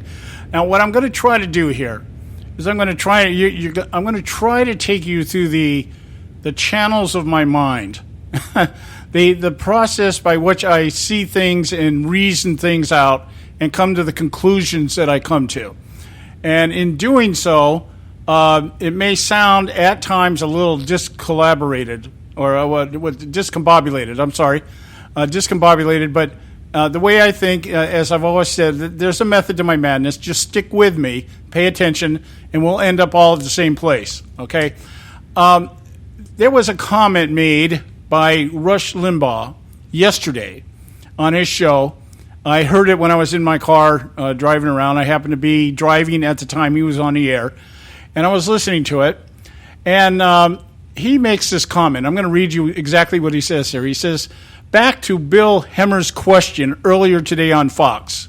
I guess there's a guy out there named Bill Hemmer on Fox. I don't know. Okay. Bill Hemmer, he's one of their little hosts, yes. Oh, okay, all right. Since I don't watch him that much, I didn't know who he was. Anyway, he was talking to Karl Rove, and he said, Karl, what if everything we think we know and understand about politics is wrong this year? What if every way we look at it, it's not at all correct? What if what's going on out there, meaning in America, is so foreign and so different and so unique that the ways we, and meaning Rove and the whole Washington establishment political apparatus, are looking at things is completely wrong? Yes. Now, I think that's a legitimate question, and I think it's probably closer to what's actually going on than a lot of people want to admit. Because one thing, the old definition, the best definition I've ever heard of deception is that you don't know what you don't know. And it seems to me that there's one of two things going on here in the Republican Party today. They are either so deceived that they don't know what's going on, or they are completely in tune with what's going on, and they're doing everything that they've never had to do before to try to protect themselves. And I think the latter is probably closer to the truth than the former. I think what's happened is the Republican Party, Trump completely rocked their boat. Yep. It was going to be Jeb Bush up there in the end, or somebody like that. Maybe a John Kasich, however. It was Jeb Bush. I mean, he was the guy. Yeah, he was the guy. He was the anointed one. Spent all that money. All the donors gave money to him, and he was going to be the guy. They spent millions, hundreds of millions to get less than 1% of the vote. Yeah, and so, but in line with that, and so the way it's being played out there, and we've asked the question on this show, and it's something that comes across from all these political commentators, is that the establishment or the Republican Party has lost touch with their base. Okay? Yes. I bought into that narrative for quite a while. I no longer buy into it. I think they know exactly where their base is at. They just don't give a damn. Okay? This isn't about the base. Yeah. This isn't about the electorate. This isn't about the American people or America, for that matter. This is about them. Okay, and then in that light, that puts them exactly in the same camp as the left. It's all about them. This thing with Hillary Clinton, it's not about progressivism. It's about Hillary Clinton. Barack Obama, okay, yeah, it is about progressivism, but that's because that's who Barack Obama is. He is a true believer. Hillary Clinton's not a true believer. She is a career politician who has made millions and millions of dollars selling favors as a politician. To make money. Yeah. Up greed. They shouldn't call it the Clinton Foundation. It's the Clinton Corporation. All right? So this whole idea that the establishments on both sides have lost track or are no longer in touch, that was never the issue to begin with them. It's never been about relating to the American people. It's never been about representing the American people. It's been about using the American people to their end. And that is why we have today the anger that we have that created a Donald Trump. All right? That's why populism is now overruling ideology. It's because people realize, hey, these people don't give a damn about us. They've never given a damn about us. Or maybe they think they no longer give a damn about us. It depends on who you talk to. I think the average Republican would say, well, they no longer listen to me. Dude, they have not been listening to you for centuries. Or decades, decades at least. All right? Now, having said that, I began in my mind to kick around this thought, and I thought, well, could it be that the American electorate is just as out of touch with both political parties, much more than the political parties are out of touch with the American electorate? Or we are the problem. We have 50% of this country that thinks Hillary Clinton is more sane than Donald Trump. Which is insane. And she stands there and actually lies about lying. Yeah, and everybody recognizes that she's a liar, and they still want her. Okay, because they think she's the lesser of two evils. It's okay to have a a psychopathic, sociopathic, pathological liar sitting in the White House controlling things, have a breached email account that foreign entities are going to be able to use against her once she gets into power, favors that she has sold while she was in the State Department, and have to pay those things back. And that is still better than somebody like Donald Trump, who just has foot-in-the-mouth disease. And worse than that, John, and the thing she doesn't lie about, i.e., your rights need to be regulated by the government. Yeah. She doesn't make any bones about that, and she's going to make sure that she puts people in the Supreme Court that make sure that they regulate your rights. Your right to free speech, religion, freedom of assembly, right to protect your family. Yeah, we're not going to repeal the Second Amendment. We're just going to regulate it so much that it's useless. Well, and the First Amendment. Let's not forget the First Amendment. I mean, she didn't define which ones. She said them all. Yeah. We're not going to repeal the First Amendment. We're just going to make everything you say a hate crime. Your right to self-incrimination, against self-incrimination? Oh, no. You're going to be guilty because we said you're guilty, and we'll make you talk. Yeah. And if you don't want to incriminate yourself, then we'll incriminate you for you. Yeah, we'll find plenty to incriminate you, and we'll make it up, and we don't care. And you know what? And we'll plant evidence, and we don't have to, and you don't have any rights. Yeah. I equate their attack on the First Amendment kind of in that regard, kind of like, the trial of Jesus, where they went out and they found people to accuse him of something. He didn't do anything wrong, but they found people that were willing to stand up and say, well, he did this or he said that. It's that kind of thing. And then you got the court of public opinion, which is that's what the narrative is all about, is controlling the court of public opinion. It doesn't matter what Harry Reid said about Mitt Romney. Yeah, I lied about his taxes off seas in the Cayman Islands, but it worked. Yeah, the ends justifies the means, and it's always that way. And the fact is, they want to make a lawless society. They pick and choose which laws they want to follow. Look at Obama and the immigration laws. Look at Lois Lerner and the IRS scandal. Look at them eavesdropping on the metadata scandal. All this stuff. They'll go ahead and they pick and choose which laws they're going to do, and then they go ahead and they get these Black Lives Matter routine here, so we can go out and go against every police officer in the nation and stand there and say, well, we're with our police, but they give these people credibility as they go out and they say, we need to shoot the cops. We don't want cops. So they create a lawless society, and so they create all this chaos. So, hey, we're here to fix it all, though. Yeah. So we either nationalize the police force, or we do away with the police force, or we bring in military. And it takes away more of our rights and our liberties. Right. So, having said all that, let me take you through the thought process here, okay? Step number one. I've already mentioned this, okay? Trump has shown this propensity to spend too much time majoring in the minors. Yeah. Okay. He is not looking at this. I think Limbaugh said it great the other day. He says, if Trump could start to view what the left says through the ideological prism instead of taking it as a personal attack, he would have a much better understanding of what's going on. And so you take somebody like the Khan family here. These were props that were placed out there to do what? Discredit Trump, to make him look like a racist. Yeah, okay? Absolutely. Okay, yeah. And he stepped right into it. Yep. And he falls into the trap, and instead of walking away from it, he double downs, and he continues to say, I didn't say anything wrong, I didn't do anything wrong, that kind of thing. And now what happens is his operatives are out there stumbling over themselves, trying to defend him. And what's happened is he's also, some of his biggest supporters, people like Newt Gingrich, Chris Christie even said, man, that was over the line. It was over the line. Now, I'm not saying they're part of the problem. I'm just saying he stepped into it. Instead of just cutting his losses and letting it go, he's tried to double down on it. Now, what happened? What did that do?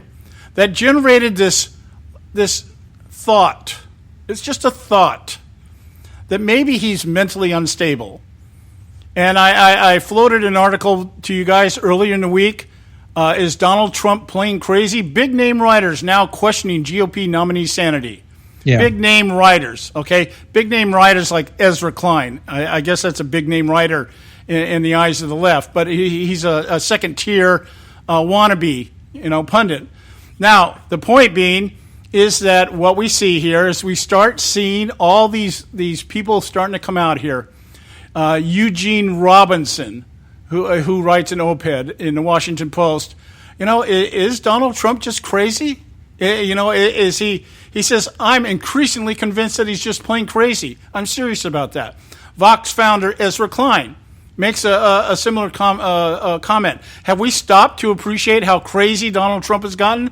Stephen Hayes from the Weekly Standard. I almost don't, he says, yeah, Donald Trump is crazy. And yes, the Republican Party owns his insanity. Okay, and we got New York City Mayor Michael Bloomberg at the DNC convention. We need to elect somebody who's sane. Okay, now what I'm getting at here is these are the operatives. These are the people that carry the litmus test. Okay, but I want you to understand something now. Okay, these people, these billionaires like Bloomberg and the Mark Cubans of the world, and the what's his name? The guy that owns the railroads. The guy that owns who? The railroads. Oh, gee. You got me there. It's the. Dude, I'm having a senior moment, but he's out there talking, and they're all out there talking. These are the people lining up with Hillary Clinton. Yeah. Well, billionaire. The same people that. Oh, that's right. Remember Bernie Sanders was against these people? Yeah, and now all of a sudden it's all okay because we got some of our democratic socialist stuff in the platform, so it's okay. Warren Buffett, that's who I was talking about. Oh, Warren Buffett, okay, all right.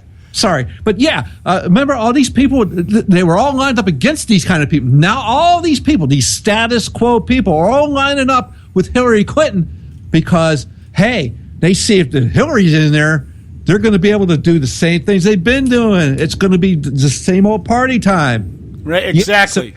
So they're in there, and they're going to be talking trash about Trump. Yeah, you're he needs right. to learn. Right. He needs to learn. I get that. But sorry, continue on your thought. Sorry, I wanted it. No, that's okay. That's okay. We got to go to break anyway, and I'm going to get back. I'll leave you with this thought before we go to the break here, is that simply what we're saying here is these guys were the floaters. These are the leakers. These are the guys, they go out and test the water before the real hardcore people start to kick in. Stay with us right here at the Conservative Syndicate. We'll be right back. State Talk Radio, WRS Cleveland. Hey, I'll make you a deal. Give me 60 seconds and I'll give you directions to the Fountain of Youth. Okay, I'm joking. Well, kind of joking. No fountains, but youth, I got. Nature's Youth and their premier anti-aging product, Nature's Youth RSF. With your sensible diet and exercise plan, Nature's Youth RSF can help you look and feel better. RSF is an all-natural amino acid supplement that supports your body to naturally increase HGH levels without any synthetic hormones. And elevated HGH levels can contribute to increased energy, improved libido, reduced body fat, and improved exercise capacity. Let's be honest. Who doesn't want to look and feel younger? Visit the newly designed website at naturesyouth.com or call 800-333-6923. That's 800-333-6923 and like them on Facebook and you'll be included in contest and exclusive offers. What a deal. Oh, speaking of deals, my time's about up. 800-333-6923 or naturesyouth.com. Who needs a fountain anyway? Call today. Extend your life with Extendovite. When I had a heart attack at 42, I was not sure what the future held. But a year later, the doctors could find nothing wrong with me and took me off all my medication. What did I do? I took a herbal mixture of garlic, cayenne, and a few other herbs mixed in liquid form. I now call this Extendovite. I would have never believed that a few simple herbs could actually change my life like they did. Now it's your turn to see what the powers of garlic and cayenne can do for you.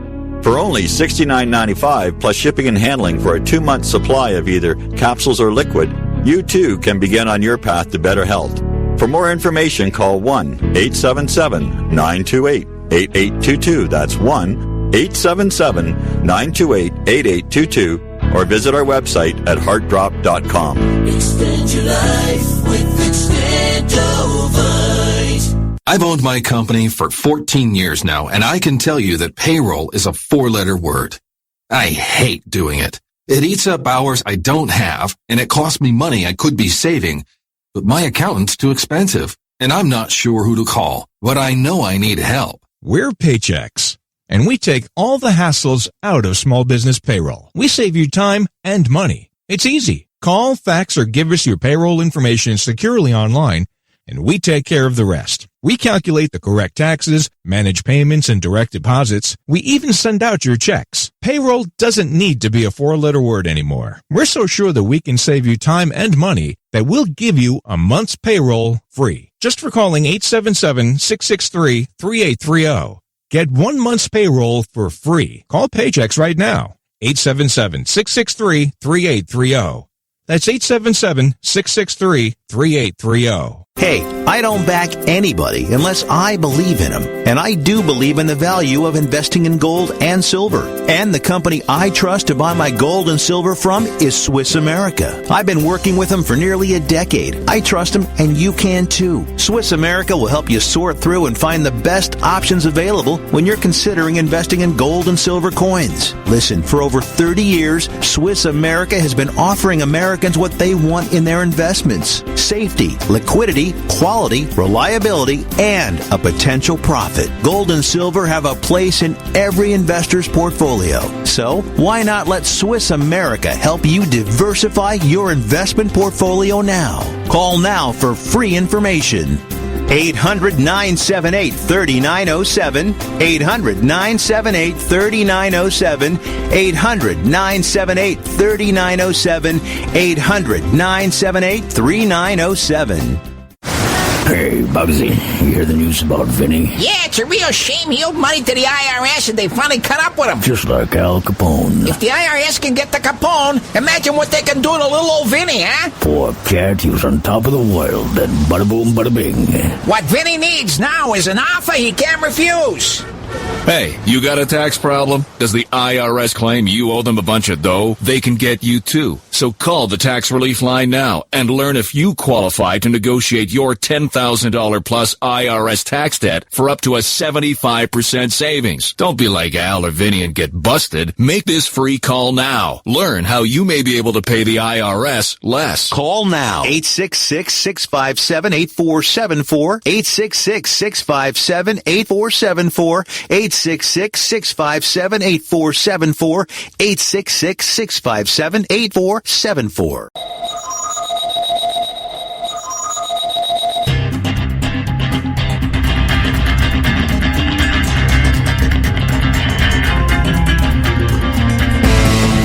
All right, hey, we're back. The Conservative Syndicate, real conservative talk from real conservatives. We want to encourage you, visit our website, theconservativesyndicate.net, and you can find out everything you want to know. You may want to listen to this show over a couple of times maybe, and also tomorrow. I'm sure we won't get through everything I want today, but by tomorrow you're going to understand completely what's going on here. That's my goal between today and tomorrow, exactly what's going on here.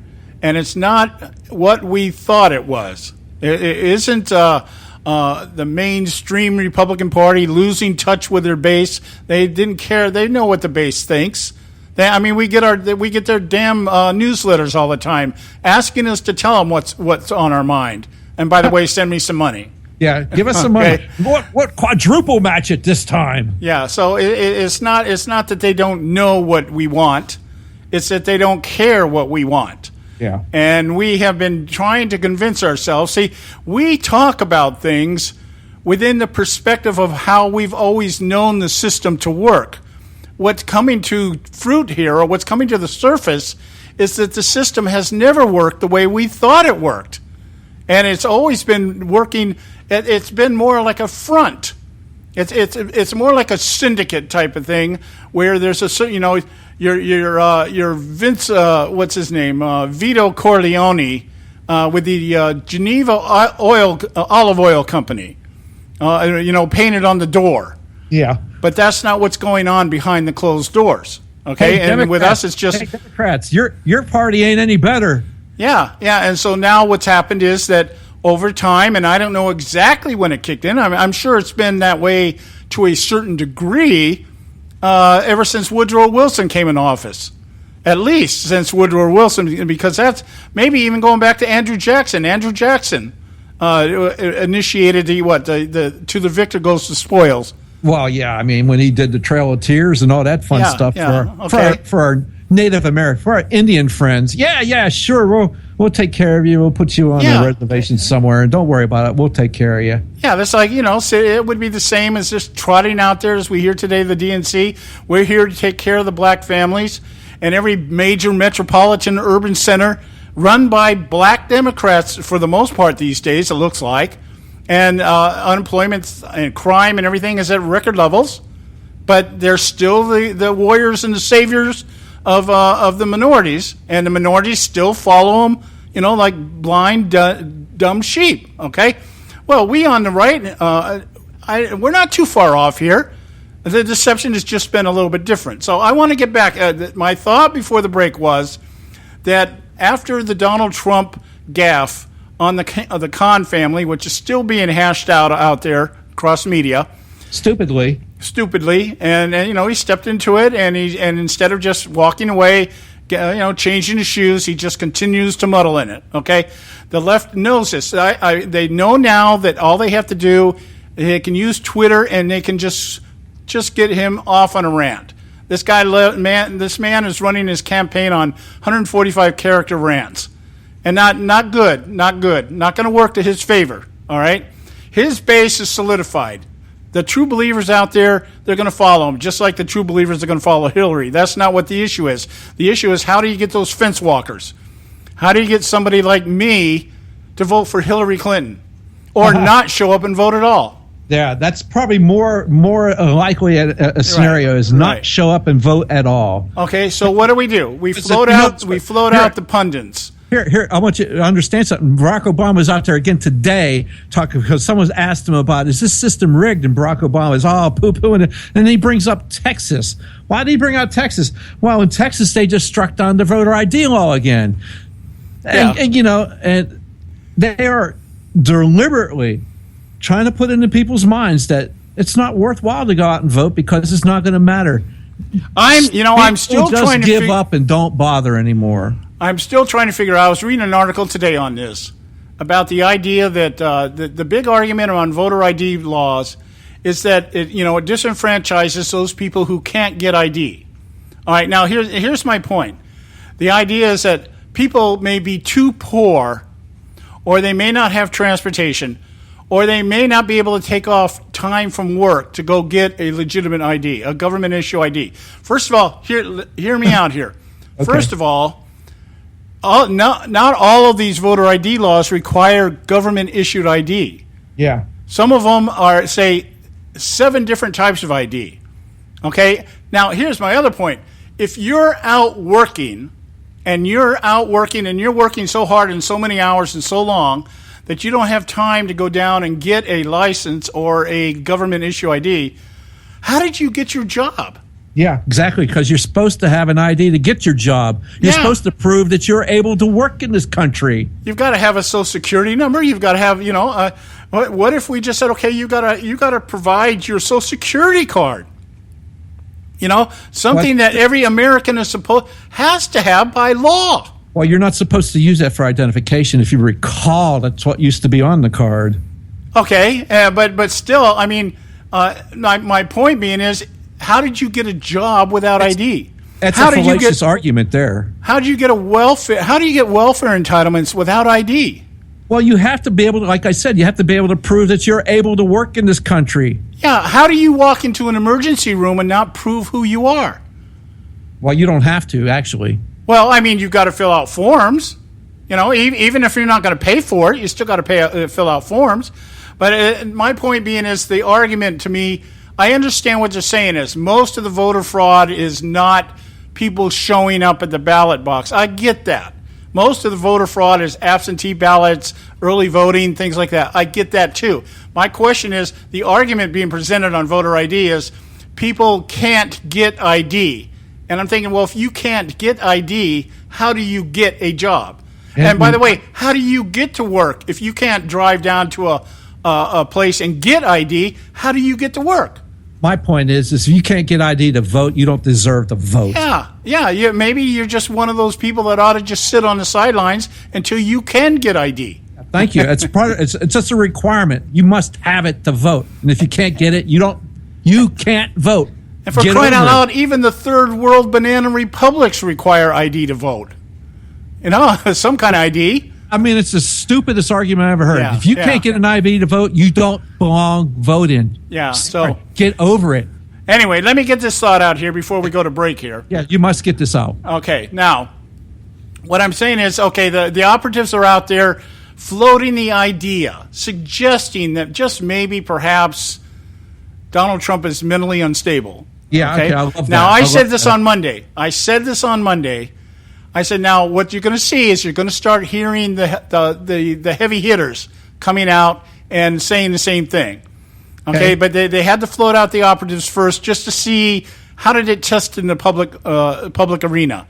Was there a big outrage and outcry or whatever, okay? Well, what happened? Day before yesterday, the next day, I said this on Monday, on Tuesday, Obama in the speech says that Republicans should drop support for an unfit Trump. Yeah, okay. Consider the source, but okay, yeah. Okay, the big names are coming out, okay? The operatives went out there and tested the water. Not a big fervor over it, not a lot of people objecting to the idea. So, now the big names will start coming out. Hillary Clinton's out there doing the same thing. They're all out there now using words unfit. Yeah, He's unfit. Yeah. Okay? Yeah. Now, here's where it gets interesting, is that now the RNC has their people, their operatives, coming out and saying the same thing. They're the ones now, it's the RNC, it's the Republican Party that are now coming out and saying, yeah, you know what, enough is enough. Now, I'm going to say this before we go to break. We've talked for over a year about the idea that the GOP may convene a brokered convention to keep Donald Trump from getting the nomination. They couldn't do that. They couldn't do it because it would have set off a tsunami in the Republican Party that would have just destroyed any hope of anything happening in their favor. Okay, they didn't do that. So now they're trying this idea that there's somewhere in the rule book about if you can determine the nominee is unfit, that you can remove him or her. Now, I'm going to get into that in just a little bit. I hope I get to it today. If not, I will tomorrow. But what I'm going to do when we get back from the break is I'm going to point out to you some of the establishment types who are now out there chiming in on the fervor, denouncing Trump, that he's mentally unstable, not fit to be running, and not only that, but endorsing Hillary Clinton instead. We'll be right back. Stay with us right here at the Conservative Syndicate. A healthy attitude toward human politics will be relentlessly cynical. Consider us health food for the heart, mind, and soul. TheConservativeSyndicate.net. Real conservative talk from real conservatives.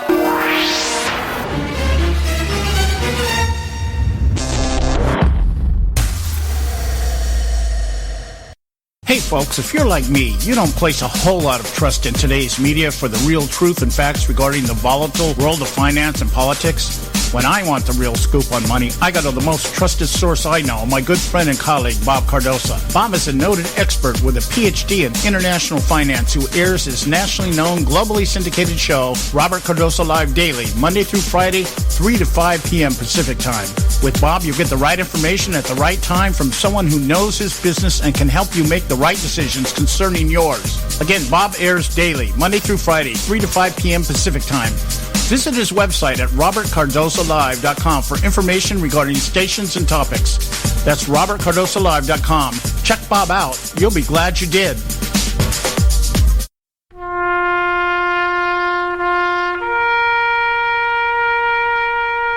Read something recently worth thinking about. It's the soldier, not the campus organizer, who's given us freedom to demonstrate. It's the soldier, not the reporter, who's given us freedom of the press. It's the soldier, not the poet, who's given us freedom of speech. It's the soldier who serves under the flag, who defends the protesters' right to burn the flag. Isn't it time now to demonstrate that we support our troops? Were it not for the brave, there'd be no land of the free. Fred Thompson's message was brought to you by citizensunited.org.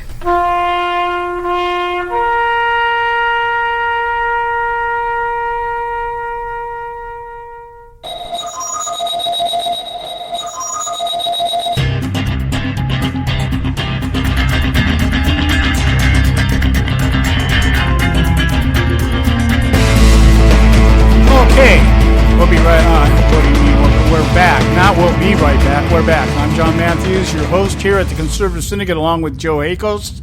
And I'm getting geared up here right now. We're in the last 10 minutes of the show, and I'm like, man, I wish I had about an extra half an hour right now. But what we don't get to today, we'll get to tomorrow.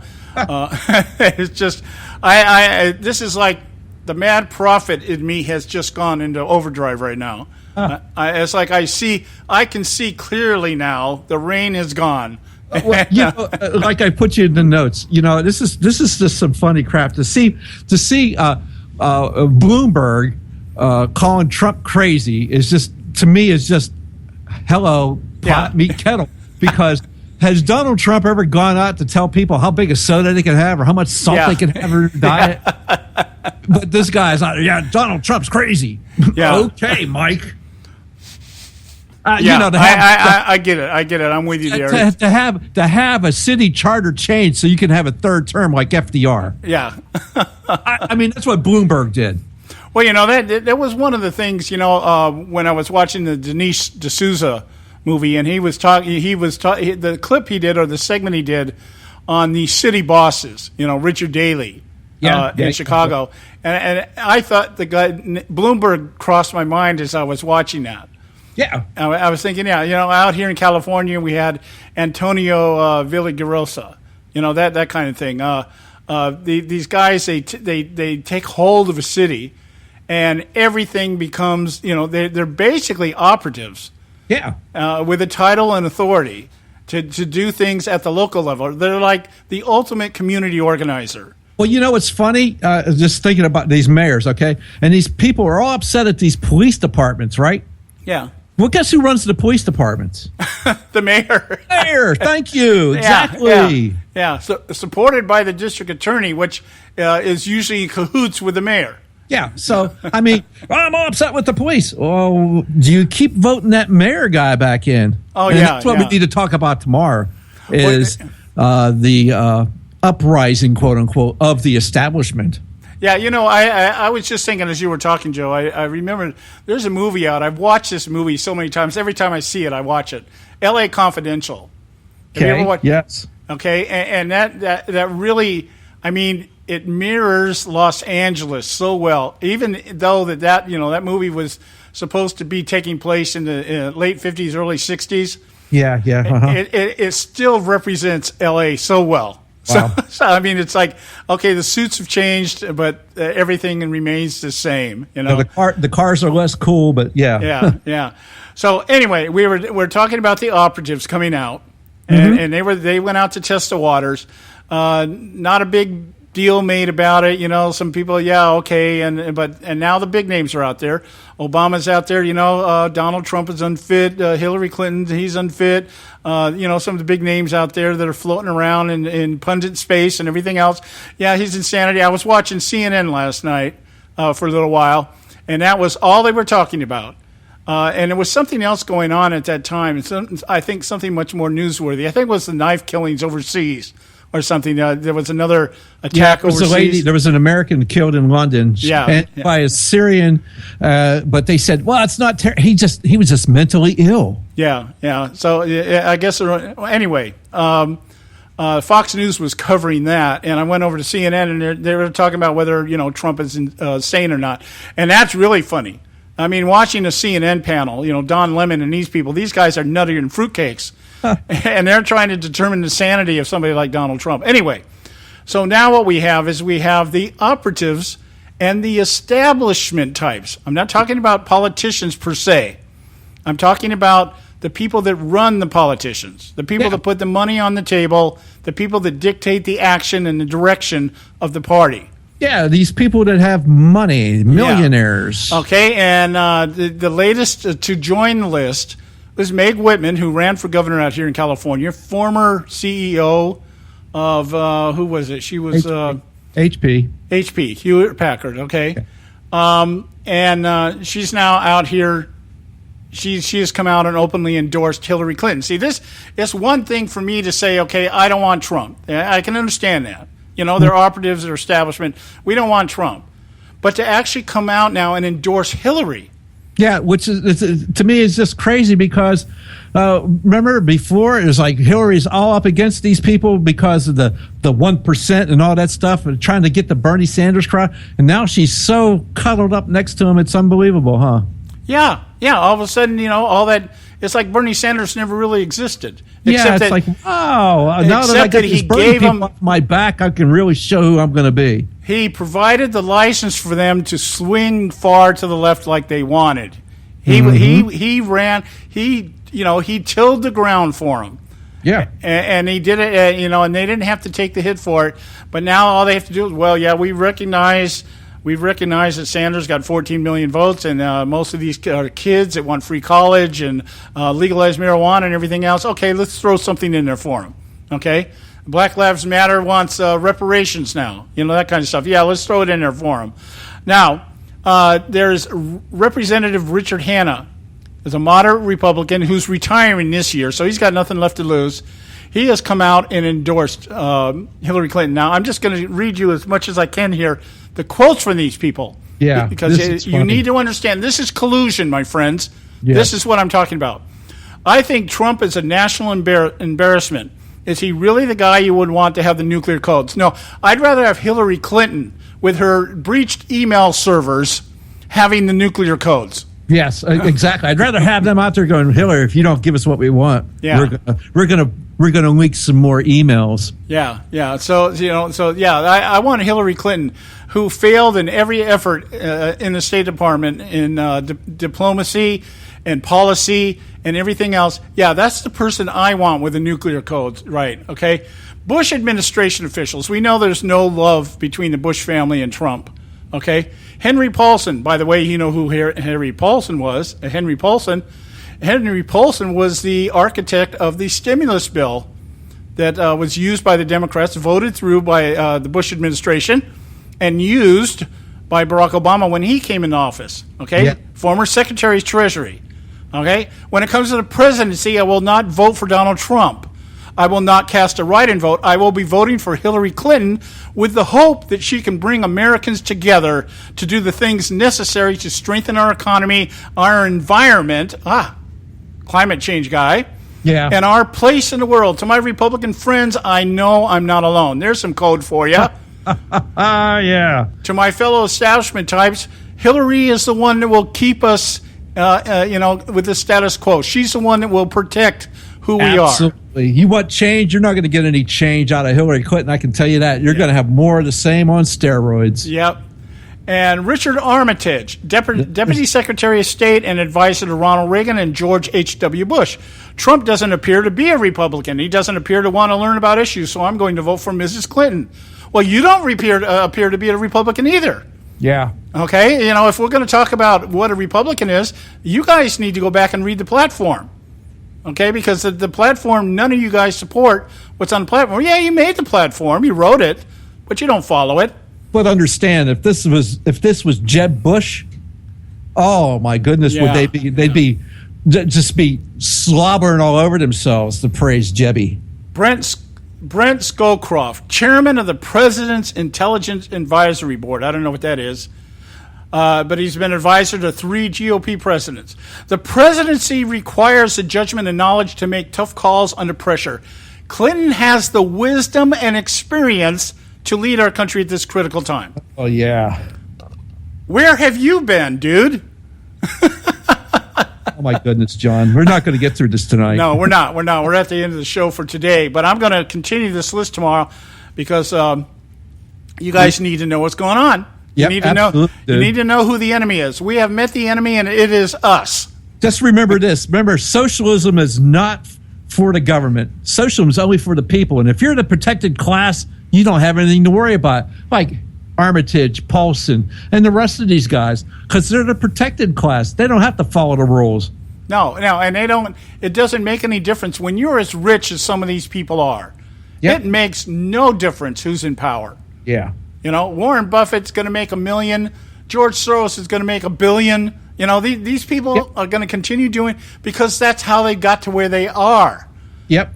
Just one person to make it a little easier for them. They don't like Trump because he's not going to make it as easy for them as before.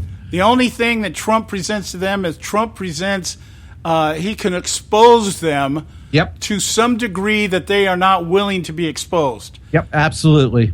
And that is the danger.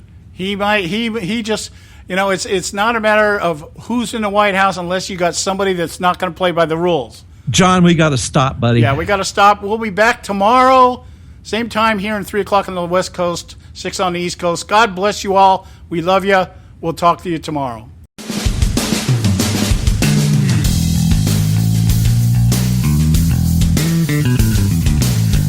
Thanks for tuning in to this edition of the Conservative Syndicate, the nationally acclaimed, globally syndicated, politically incorrect talk show that seeks to tear down the imaginary wall of separation between church and state.